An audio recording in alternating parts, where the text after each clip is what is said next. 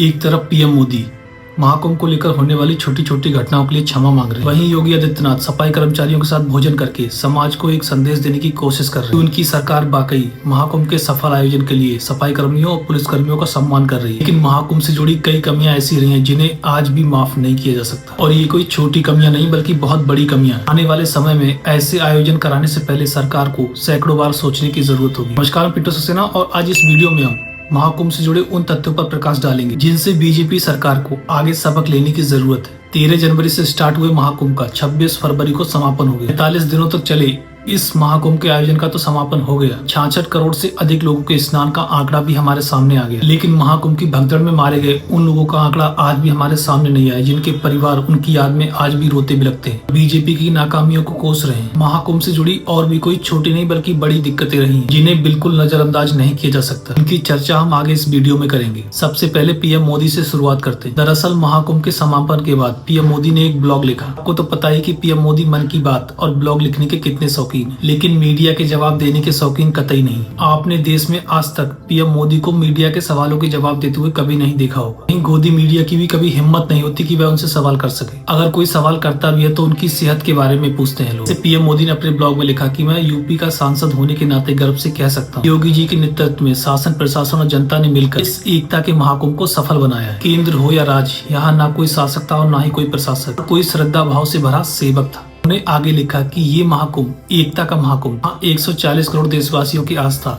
एक साथ एक स्थान पर आकर एक पर्व के साथ जुड़ गई। उन्होंने आगे लिखा कि जनता जनार्दन मेरे लिए ईश्वर का स्वरूप, अगर श्रद्धालुओं की सेवा में मुझसे कोई कमी रह गई हो, जनता जनार्दन का भी क्षमा प्रार्थी हूँ। इसके साथ ही पीएम मोदी ने माँ गंगा, माँ यमुना और माँ सरस्वती से भी क्षमा मांगी। ये महाकुंभ का आयोजन एक बड़ा आयोजन था, लेकिन मोदी सरकार के पास भी कोई मशीनरी की कमी नहीं थी। बावजूद इसके लोग गंदे पानी में नहाते रहे, लोग कई किलोमीटर तक पैदल चल के संगम तट तक जाते रहे, वीवीआईपी की गाड़ियां संगम स्थल तक गई और पीएम मोदी यहाँ ना कोई शासक ना कोई प्रशासक की बात करते। असल में देखा जाए तो पीएम मोदी ने और बीजेपी सरकार ने लोगों की आस्था का मजाक बनाया। महाकुंभ में हुई भगदड़, रेलवे स्टेशन पर हुई भगदड़ और सैकड़ों किलोमीटर तक लगता हुआ लंबा जाम देखने को मिला। कई लोगों के घरों में मातम छा गया। पीएम मोदी अपनी कुछ गलतियों के लिए जनता जनार्दन से क्षमा मांग रहे हैं। मोदी को मालूम है कि देश की सनातनी जनता बहुत भोली भाली। महाकुंभ के खुद छोटे से रिकॉर्ड्स बनने से ही ये जनता खुश हो जाएगी। बीजेपी की नाकामियां उनकी आंखों से ओझल हो जाएंगी। रही बात योगी जी की, चाहे भले ही महाकुंभ में स्वच्छता को लेकर गिनीज वर्ल्ड रिकॉर्ड बन गया, या फिर योगी जी ने अपने मंत्रिमंडल के साथ बैठकर सफाई कर्मचारियों के साथ खाना खाया, या फिर घाटों की गंदगी साफ कराने में उनकी मदद की, महाकुंभ के कर्मियों को सम्मानित किया,